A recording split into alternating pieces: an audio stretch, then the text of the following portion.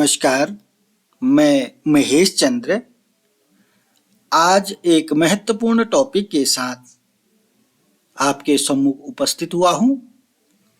Topic का नाम है शिशुपाल वध महाकाव्य, जो कि बीए चतुर्थ सेमेस्टर संस्कृत के छात्र छात्राओं के पाठ्यक्रम में लगा हुआ है। शिशुपाल वध महाकाव्य है जिसमें 20 सर्गे हैं। यह महाकाव्य महाकवि माघ प्रणीत है। ये चतुर्थ सेमेस्टर के पाठ्यक्रम में शिशुपाल वध महाकाव्य का प्रथम सर्ग का अध्ययन करना है। आइए शिशुपाल वध महाकाव्य प्रथम सर्ग का सारांश है। शिशुपाल वध किसने लिखा है? महाकवि माघ ने। शिशुपाल वध में कितने सर्ग हैं? 20 सर्ग हैं। यह शिशुपाल वध महाकाव्य है। आपके पाठ्यक्रम में कौन सा सर्ग लगा है? प्रथम सर्ग लगा है। तो आइए प्रथम सर्ग का सारांश देखते हैं। सारांश जो है आपको बहुत जल्दी समझ में आ जाएगा और याद हो जाएगा। बस आपको क्या करना है, शुरू से अंत तक वीडियो में बने रहना है। शिशुपाल वध जो है, शिशुपाल एक राक्षस है। जैसे राक्षस रावण का नाम सुना होगा आपने, वैसे ही शिशुपाल भी है। इनका वध करते हैं श्री कृष्ण भगवान। बस इसी का वर्णन है। शिशुपाल वध का मतलब क्या है? शिशुपाल एक राक्षस है जिसका वध श्री कृष्ण भगवान के द्वारा किया जाता है। इसीलिए इस महाकाव्य का नाम पड़ गया शिशुपाल वध, जिसमें 20 सर्ग हैं। प्रथम सर्ग आपको पढ़ना है, महाकवि माघ द्वारा प्रणीत है। तो शिशुपाल कौन है? एक राक्षस है। वध का मतलब हत्या, मारना। कौन मारते हैं? कृष्ण भगवान। ठीक है ना? चलिए आइए देखते हैं प्रथम सर्ग का सार। एक बार श्री कृष्ण अपनी राजधानी द्वारिकापुरी में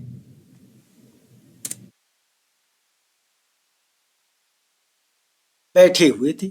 एक बार की बात है, श्री कृष्ण भगवान अपनी राजधानी द्वारिकापुरी में बैठे हुए थे। तभी उन्होंने आकाश मार्ग से आते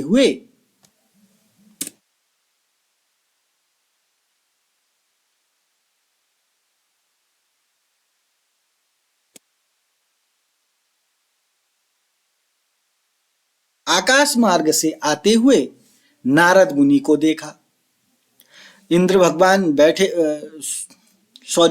कृष्ण भगवान बैठे हुए थे द्वारिकापुरी में। आकाश मार्ग से उन्होंने नारद मुनि को आते हुए देखा। आपने नाटकों में देखा होगा नारद मुनि को। नारद मुनि इंद्र का संदेश लेकर आए हुए थे। नारद को देखकर श्री कृष्ण प्रसन्न हुए और उनका आदर सत्कार किया। आदर सत्कार में आसन दिया। विविध प्रकार से नारद को प्रसन्न करने का प्रयास किया। नारद मुनि को आपने नाटकों में देखा होगा। क्या कहते हैं? नारायण नारायण। क्या बोलते हैं नारद मुनि? नारायण नारायण। तो आकाश मार्ग से वह नारद मुनि आते हैं। श्री कृष्ण भगवान उनको देखते हैं। श्री कृष्ण भगवान जब नारद मुनि को आते हुए देखते हैं तो श्री कृष्ण भगवान प्रसन्न हो जाते हैं। और जब नारद मुनि श्री कृष्ण भगवान के सम्मुख आते हैं, श्री कृष्ण भगवान उनका आदर सत्कार करते हैं। विविध प्रकार से उनको प्रसन्न करने का प्रयास करते हैं। तो प्रथम सर्ग जो प्रारंभ होता है इस प्रकार से होता है। श्री कृष्ण भगवान के सम्मुख आकाश मार्ग से नारद मुनि आते हैं। तो इस स्लाइड में जो कुछ भी दिख रहा है आप इसको नोट कर लीजिएगा या स्क्रीनशॉट ले लीजिएगा। बीए चतुर्थ सेमेस्टर के साथ साथ जो भी संस्कृत विषय से प्रतियोगी परीक्षाओं की तैयारी कर रहे हैं वो भी इस वीडियो को प्रारंभ से अंत तक जरूर देखिएगा। तो श्री कृष्ण भगवान के सम्मुख द्वारकापुरी में नारद मुनि आकाश मार्ग से होते हुए आते हैं। नारद मुनि का श्री कृष्ण भगवान आदर सत्कार करते हैं। आइए आगे क्या होता है देखते हैं। थकान रहित होकर नारद जब आसन पर बैठे, आपने देखा कृष्ण भगवान ने उनको क्या दिया? आसन दिया।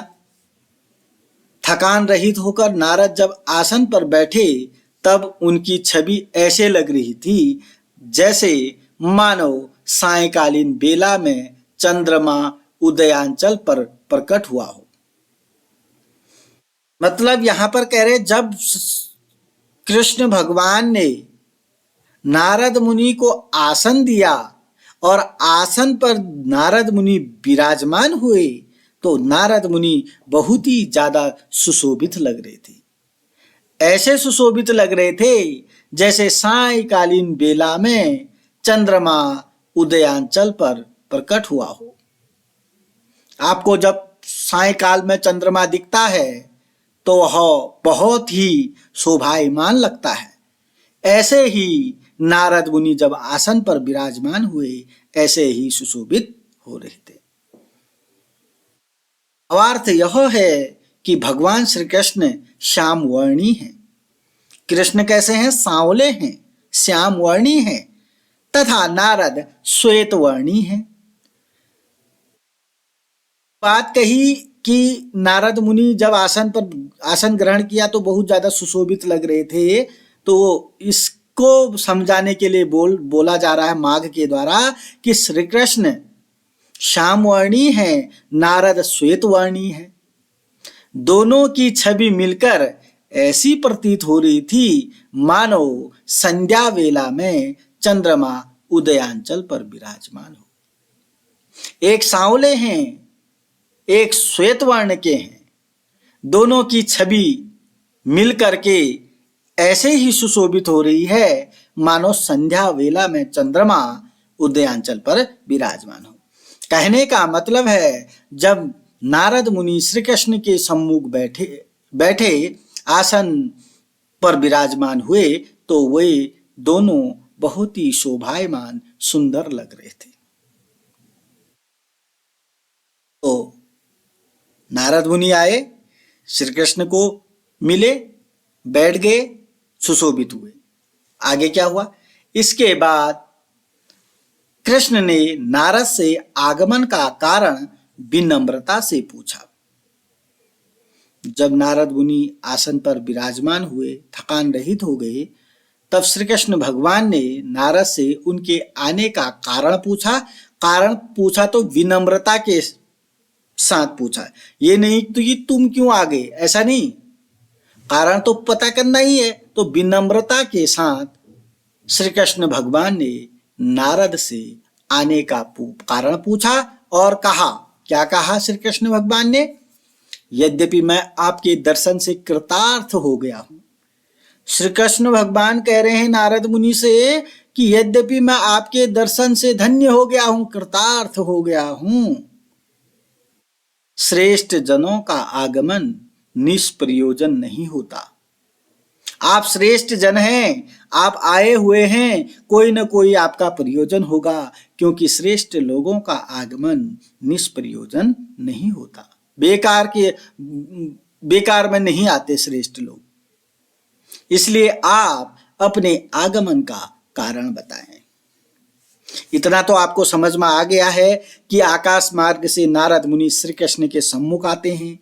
श्री कृष्ण भगवान आदर सत्कार करते हैं, आसन देते हैं, दोनों शोभायमान हो जाते हैं, सुंदर प्रतीत होते हैं, क्योंकि एक सांवले हैं, एक गोरे हैं। ऐसे सुशोभित हो रहे हैं जैसे सायंकालीन बेला में चंद्रमा उदयाचल पर प्रकट हुआ हो। इसके बाद कृष्ण भगवान उनसे आगमन का कारण पूछते हैं, विनम्रता के साथ पूछते हैं, कहते हैं कि आपके दर्शन हो गए, मैं धन्य हो गया हूं, कृतार्थ हो गया हूं। आप श्रेष्ठ जन हैं, श्रेष्ठ जनों का आगमन निष्प्रयोजन नहीं होता, इसलिए आप मुझे अपने आने का आगमन का कारण बताइए। आकाश मार्ग से जब नारद मुनि कृष्ण के सम्मुख आए तो उनका आने का क्या कारण था, आइए जानते हैं। नारद मुनि कृष्ण के पास क्यों आए हैं, इसका उत्तर आपको मिलेगा इस स्लाइड में। जब नारद मुनि से पूछा गया श्री कृष्ण भगवान ने कि आप क्यों आए हैं, आपके आने का क्या कारण है, तब नारद ने श्री कृष्ण को इंद्र का संदेश दिया। क्योंकि नारद मुनि जो है आकाश मार्ग से श्री कृष्ण के पास इंद्र का संदेश लेकर आए थे। इंद्र जानते हैं ना आप, इंद्र भगवान का संदेश लेकर आए थे। अब इंद्र का संदेश क्या था वो भी आपको यहां पर उसकी जानकारी मिलेगी। तो नारद मुनि आकाश मार्ग से इंद्र का संदेश लेकर आए थे। कहा कि संदेश क्या था इंद्र का, कहा कि आतताई दैत्य आदि दुष्ट लोग सदैव सज्जनों को अकारण ही पीड़ित किया करते हैं और आपने सदैव ऐसे जगत द्रोहियों का वध करके सत्पुरुषों की रक्षा की है। इंद्र भगवान का संदेश लेकर नारद मुनि आए हैं और कृष्ण भगवान से कह रहे हैं, हे कृष्ण भगवान, दैत्य लोगों ने हमेशा सज्जनों को बेकार में परेशान कर रखा है। दैत्य जो दुष्ट लोग हैं उन्होंने सज्जनों को अकारण ही पीड़ित किया हुआ है, परेशान कर रहे हैं दुष्ट दैत्य लोग। और आप क्या हैं, आपने सदैव जगत द्रोहियों का वध करके सत्पुरुषों की रक्षा की है। ये तो हर युग में होता है, तब भी था, आज भी होता है, कम ज्यादा होता है लेकिन होता है। दुष्ट लोग जो हैं सज्जनों को हमेशा प्रताड़ित करते हैं, परेशान करते हैं, हर क्षेत्र में करते हैं। तब तो इंद्र भगवान ने नारद को दूध बनाकर भेज दिया था कृष्ण भगवान के सम्मुख। इसलिए भेजा कि वो दुष्टों का संहार करते हैं। तो आपको मालूम हो चुका होगा कि नारद मुनि आकाश मार्ग से कृष्ण के पास क्यों आए थे। वह इंद्र का संदेश लेकर आए थे। इंद्र ने संदेश भेजा था कि जो दैत्य आदि दुष्ट लोग हैं सदैव सज्जनों को अकारण ही पीड़ित किया करते हैं और आपने सदैव ऐसे जगत द्रोहियों का वध करके सत्पुरुषों की रक्षा की है। अब देखिएगा श्री कृष्ण भगवान ने कब किस राक्षस का वध किया, आगे बता रहे हैं। सर्वप्रथम जब हिरण्य कशिपु पृथ्वी पर उपद्रव फैला रहा था। आपने हिरण्य कशिपु नामक राक्षस का नाम सुना होगा। वह भी पृथ्वी पर क्या कर रहा था, एक समय उपद्रव फैला रहा था। तब आपने नरसिंह का अवतार लेकर उसका वध किया। इंद्र भगवान अपने संदेश के साथ ये कह रहे हैं कि हे कृष्ण, आपने जब हिरण्यकशिपु था, हिरण्यकशिपु ने पृथ्वी पर उपद्रव फैलाया हुआ था, तब आपने नरसिंह का रूप धारण करके उस हिरण्यकशिपु का वध किया था। आज भी आपकी जरूरत है। और सज्जनों की रक्षा की थी। एक हिरण्यकशिपु नामक राक्षस था, पृथ्वी पर आया था पृथ्वी पर उसने उपद्रव फैलाया था, तब आपने नरसिंह का रूप धारण करके उसका वध किया था और सज्जनों की रक्षा की थी। आगे देखिए, मरने के पश्चात वही हिरण्यकशिपु रावण रूपी राक्षस के रूप में जन्मा। क्या कह रहे हैं यहां पर माघ? वही जो हिरण्यकशिपु नामक राक्षस था, जिसका वध तो कर दिया भगवान श्री कृष्ण ने, लेकिन जब वो मर गया उसके बाद वह राक्षस रावण के रूप में पैदा हुआ। और जब रावण के रूप में पैदा हुआ तब रावण का वध किसने किया, ये तो आपको मालूम है। उस समय आपने भगवान राम के रूप में अवतार लेकर रावण का वध करके संसार का उद्धार किया था। उस समय जब वही हिरण्यकशिपु नामक राक्षस ने रावण के रूप में जन्म लिया, तब आपने राम का अवतार धारण किया और राम का अवतार लेकर उस रावण का वध करके संसार का उद्धार किया था। ये तो आपको भी मालूम है। तो श्री कृष्ण भगवान ने क्या क्या किया था आप इसमें समझ चुके होंगे। हिरण्यकशिपु का वध किया था नरसिंह का रूप धारण करके। वही हिरण्यकशिपु बाद में रावण के रूप में पैदा हुआ, तब श्री कृष्ण भगवान ने राम के रूप में अवतार लिया और रावण का वध करके संसार का उद्धार किया। अब आगे क्या होता है देखिएगा। वर्तमान में वही रावण, अब रावण भी मर गया, वर्तमान में वही रावण शिशुपाल के रूप में जन्म लेकर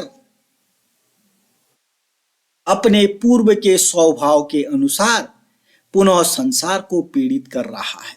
वही जो रावण था आज किसके रूप में पैदा हो चुका है? रावण जो था शिशुपाल के रूप में पैदा हो गया।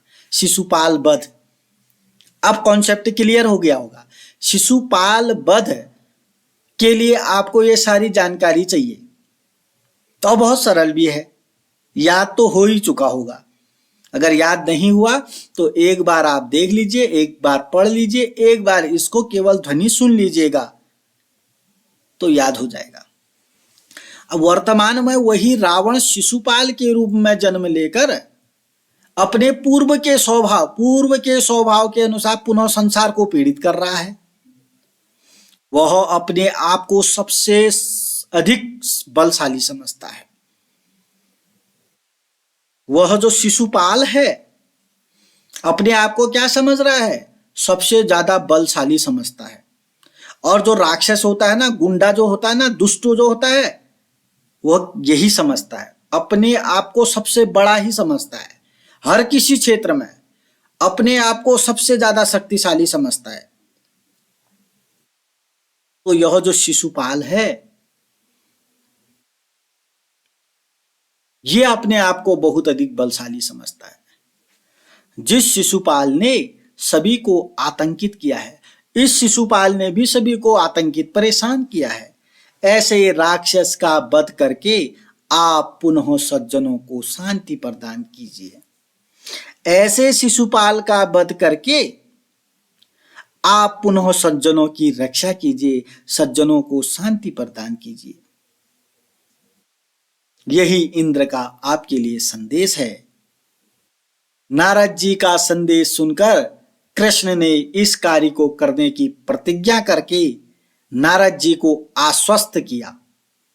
अब कृष्ण भगवान ने जो इंद्र का संदेश था सुन लिया है, और जो संदेश था इंद्र भगवान का उसको स्वीकार भी कर लिया। हाँ, मैंने अब शिशुपाल का वध करना ही है।